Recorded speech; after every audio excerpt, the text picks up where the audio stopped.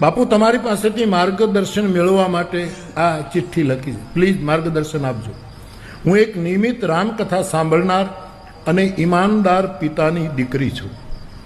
મારા પિતા આપની દરેક કથા સંભવ હોય તો કથા મંડપમાં અથવા ટીવી પર સાંભળે છે. બાપુ, મારા લગ્ન ડિસેમ્બરમાં છે અને હું મારા પિતાને કંઈક ભેટ આપીને સાસરે જવા માંગુ છું.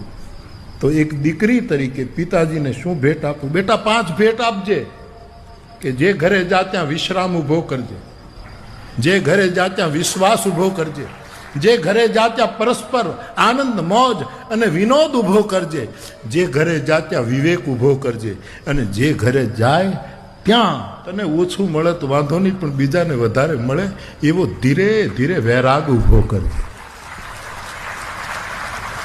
બાપને બીજું કોઈ સ્થૂળ વસ્તુ આપવાની જરૂર નથી. બાપ થોડો